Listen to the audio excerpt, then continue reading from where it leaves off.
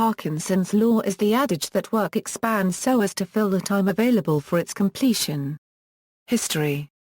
Articulated by Cyril Northcote, Parkinson is part of the first sentence of a humorous essay published in The Economist in 1955. It was reprinted with other essays in the book Parkinson's Law, The Pursuit of Progress.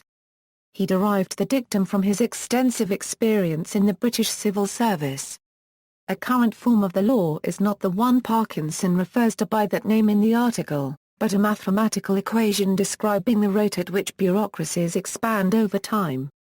Much of the essay is dedicated to a summary of purportedly scientific observations supporting the law, such as the increase in the number of employees at the Colonial Office while Great Britain's overseas empire declined. He explains this growth by two forces: an official wants to multiply subordinates, not rivals, and officials make work for each other.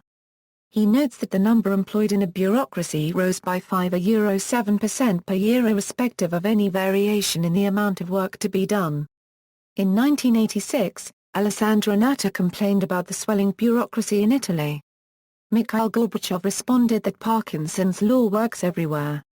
Corollaries. The first referenced meaning of the law has dominated, and sprouted several corollaries, the best known being the Stokes-Sanford corollary to Parkinson's law. If you wait until the last minute, it only takes a minute to do. Other corollaries include Horstman's corollary to Parkinson's law. Work contracts to fit in the time we give it. As well as several corollaries relating to computers.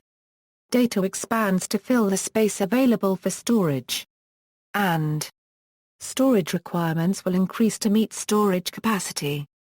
Generalization. The law could be generalized further as the demand upon a resource tends to expand to match the supply of the resource. An extension is often added. The reverse is not true. This generalization has become very similar to the economic law of demand. The lower the price of a service or commodity, the greater the quantity demanded. Some define the law in regard to time as the amount of time that one has to perform a task is the amount of time it will take to complete the task. Related efficiency. Parkinson also proposed a rule about the efficiency of administrative councils. He defined a coefficient of inefficiency with the number of members as the main determining variable. This is a semi-humorous attempt to define the size of a committee or other decision-making body at which it becomes completely inefficient. In Parkinson's Law, The Pursuit of Progress, London, John Murray, 1958. One of the chapters is devoted to the basic question of comitology, how committees, government cabinets, and other such bodies are created and eventually grow irrelevant. Empirical evidence is drawn from historical and contemporary government cabinets. Most often, the minimal size of a state's most powerful and prestigious body is 5 members. From English history, Parkinson notes a number of bodies that lost power as they grew. The first cabinet was the Council of the Crown, now the House of Lords, which grew from an unknown number to 29, to 50 before 1600, by which time it had lost much of its power. A new body was appointed in 1257, the Lords of the King's Council, numbering fewer than 10. The body grew, and ceased to meet when it had 172 members.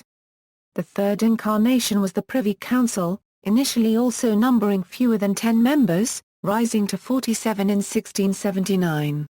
In 1715, the Privy Council lost power to the Cabinet Council with 8 members, rising to 20 by 1725. Around 1740, the Cabinet Council was superseded by an inner group, called the Cabinet, initially with 5 members. At the time of Parkinson's study, the Cabinet was still the official governing body. Parkinson observed that, from 1939 on, there was an effort to save the Cabinet as an institution. The membership had been fluctuating from a high of 23 members in 1939, down to 18 in 1954. A detailed mathematical expression is proposed by Parkinson for the coefficient of inefficiency, featuring many possible influences. In 2008, an attempt was made to empirically verify the proposed model. Parkinson's conjecture that membership exceeding a number between 19.9 and 22.4 makes a committee manifestly inefficient seems well justified by the evidence proposed. less certain is the optimal number of members, which must lie between 3 and 20. That it may be 8 seems arguable but is not supported by observation. No contemporary government in Parkinson's dataset had 8 members, and only the unfortunate King Charles I of England had a committee of state of that size. He also wrote the book Mrs. Parkinson's Law, and other studies in domestic science. See also, Parkinson's Law of Triviality, Hofstadter's Law, Jevons Paradox, List of eponymous laws, Peter Principle, Snackwell Effect, Student Syndrome, Time Management, Time to Completion, Darwin Awards, Murphy's Law, References. Further reading, Parkinson, Cyril Northcote, Parkinson's Law, or The Pursuit of Progressor. External links, Parkinson, Cyril Northcote, Parkinson's Law. Parkinson, Cyril Northcote, Parkinson unregistered trademark S Law, The Economista. Parkinson's Law, The Economista. Brimelow, Peter, August 7, 1989, How Do You Cure Ingelitants? C. Northcote Parkinson, the father of Parkinson's Law, Forbes 144, 42 3A.